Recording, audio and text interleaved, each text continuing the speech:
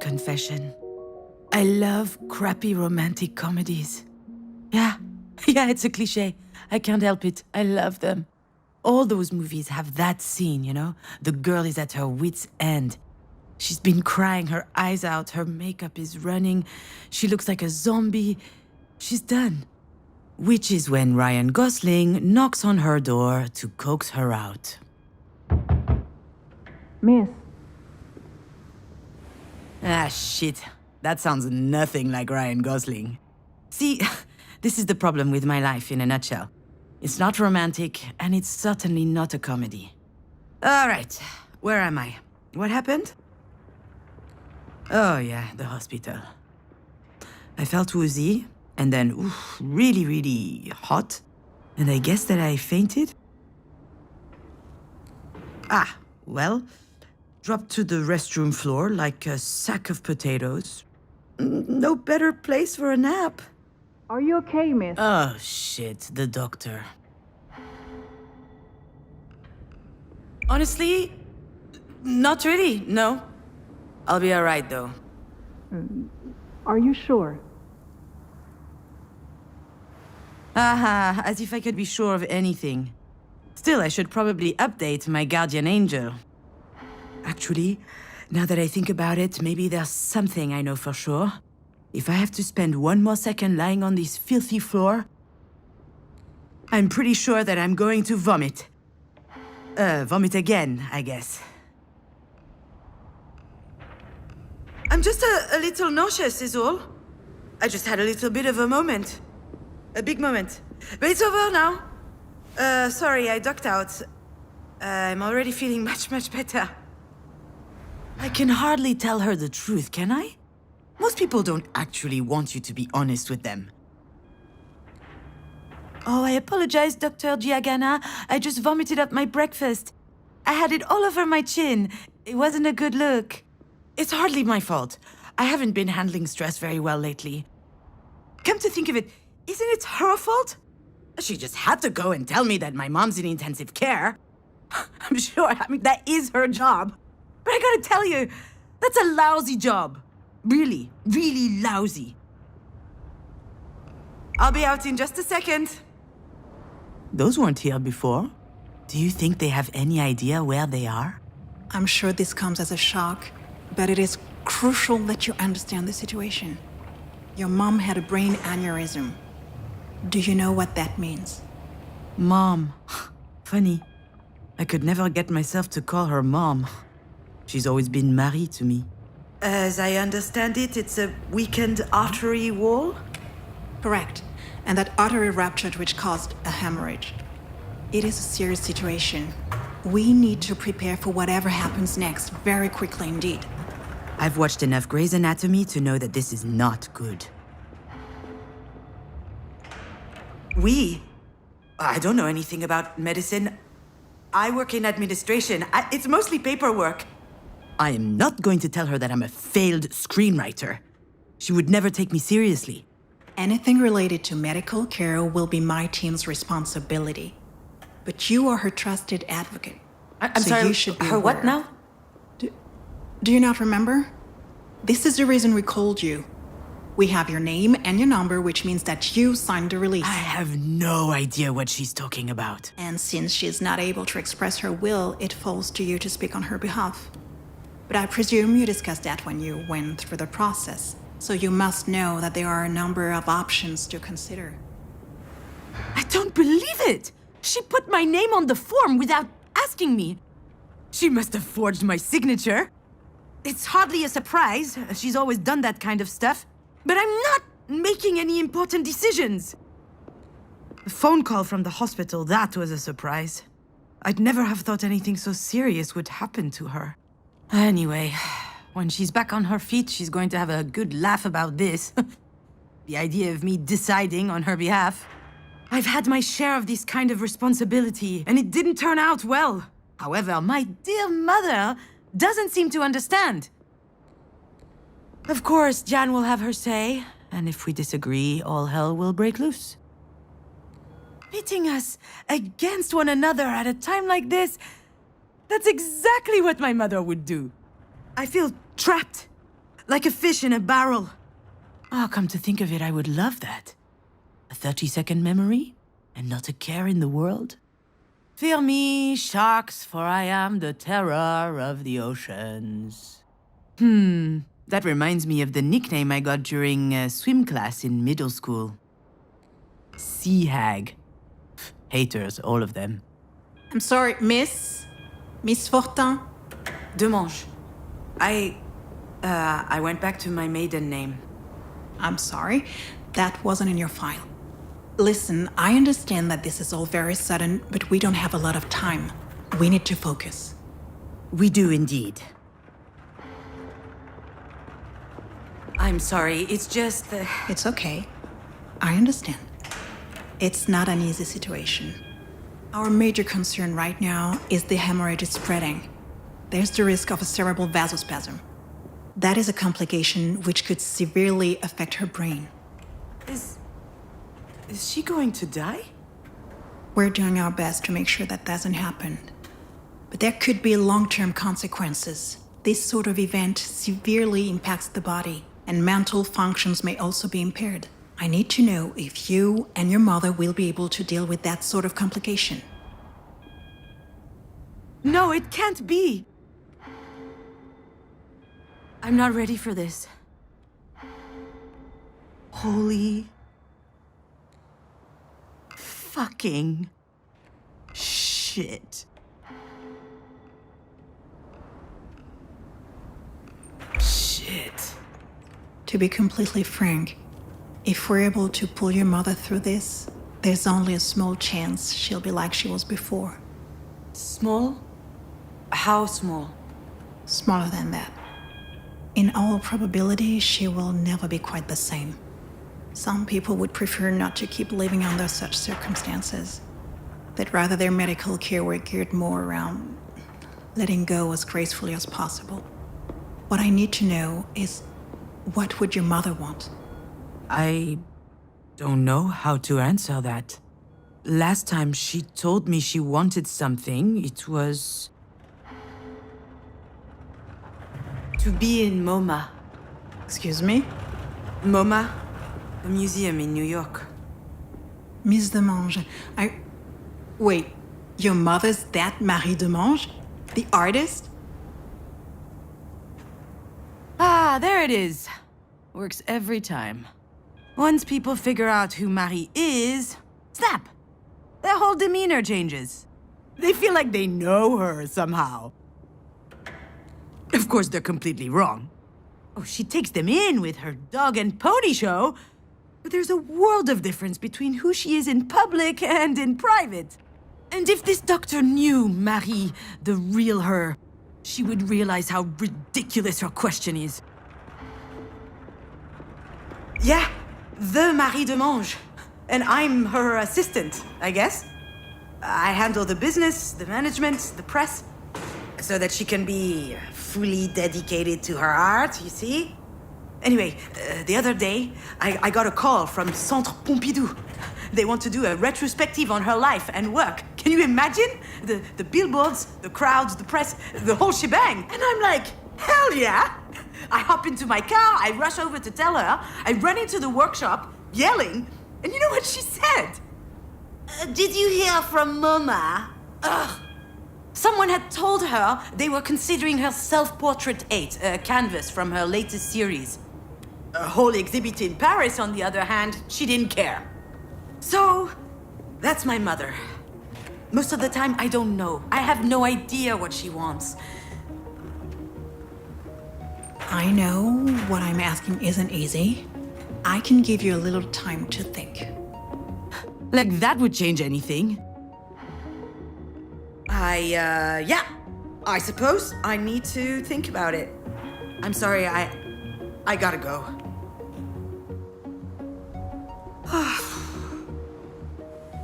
I know what she'd say. That I'm running away again. What did she expect? That I just show up and what? Decide whether she lives or she dies? I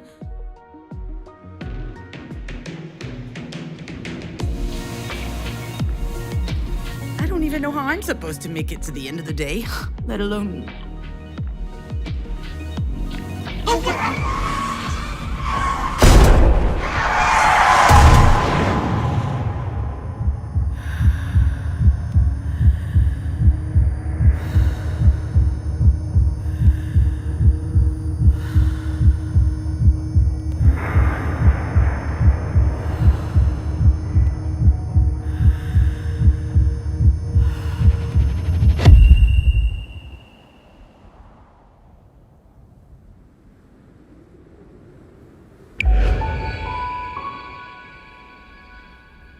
I remember. Diane and I found an injured bird in the backyard. It was tiny.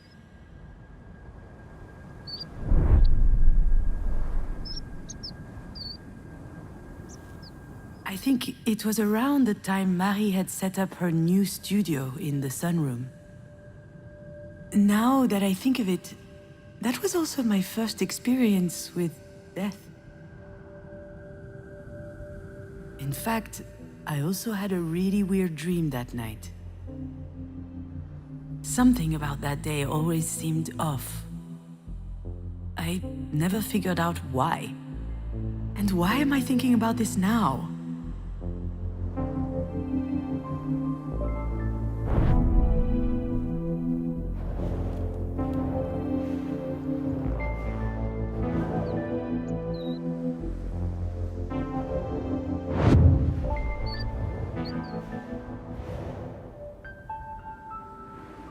Marie told us she'd take care of the bird, so we went back to playing. I never saw it again, and when I asked what happened, she said it just flew away. I was so relieved.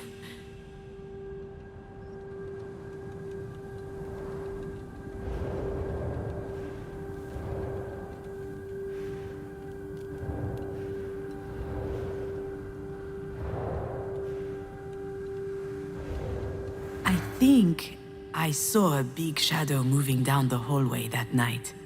I imagined a monster bird was visiting us.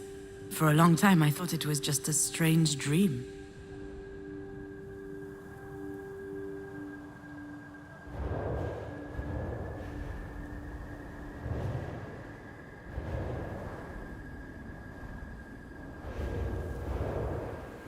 Do you recognize it? This is the mobile that Marie made me before I was born. It's exquisite and delicate. I loved it. And you did too. I think I still have it in a box somewhere.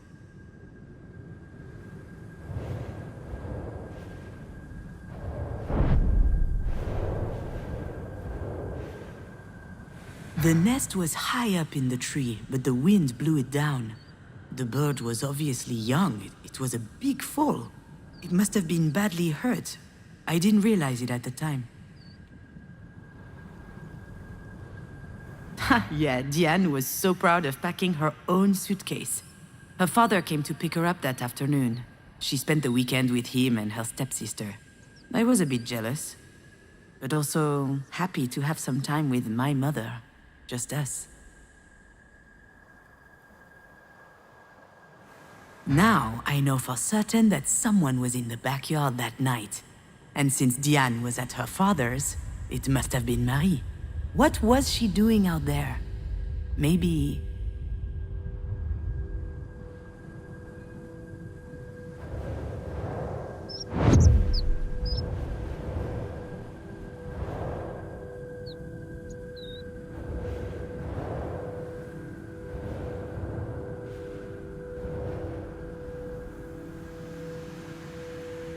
Maybe Marie killed the bird. That's what she was doing out there in the middle of the night, burying it in secret. And it might sound strange, but I also understand why she did it. Back then, Marie wasn't very well known, but she was hardworking. She had just started a series on birds, actually. They were all over the house. She considered them a symbol. And I was very impressionable, so I started to love birds as well.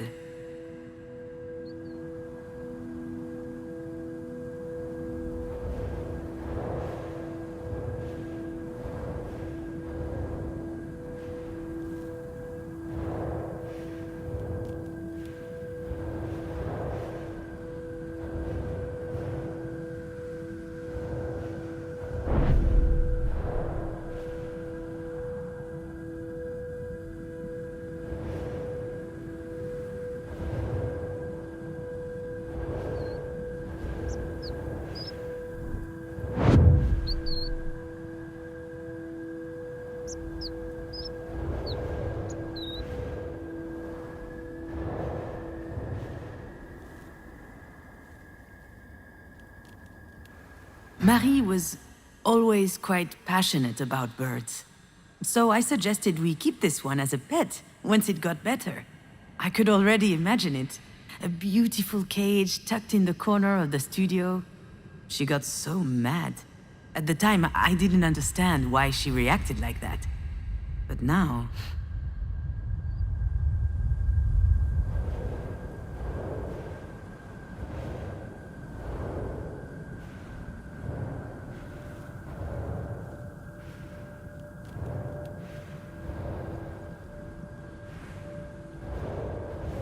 Marie is really an astonishing person, you know?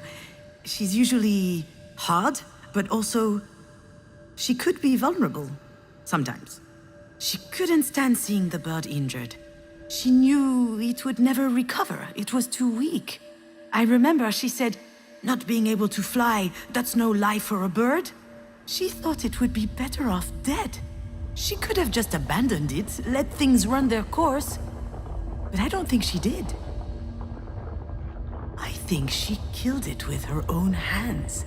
It sounds cruel, doesn't it? But that's just Marie. That's her outlook on life. She's all or nothing.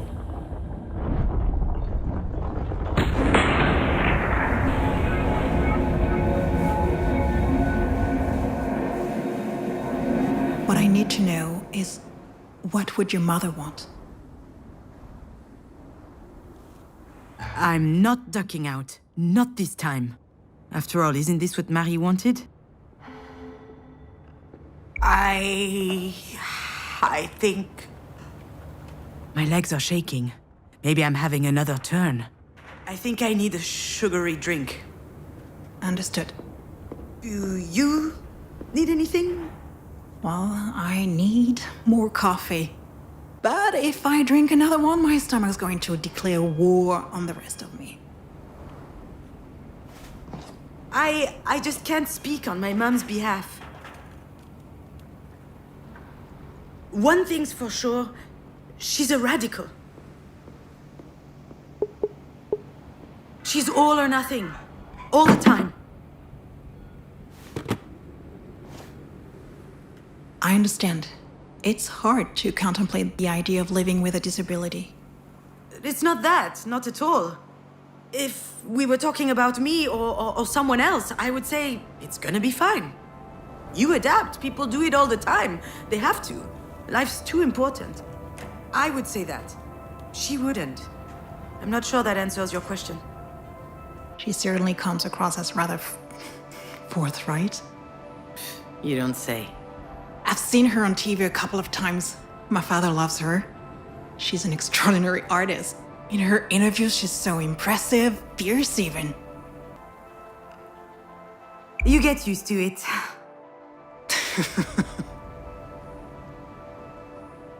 Doctor, do we know why? Why this happened? We were just having dinner last night. She was fine. There could be a lot of factors. Family history, hypertension, alcohol consumption. I did have a pretty severe hangover this morning. Even past trauma, like a historic head injury. It's hard to say right now. All right, Miss Demange, I'll give you time to think. Let's speak again in about 2 hours, if that works for you. Sounds good. Can I see her? Yes, of course. Let me find out her room number.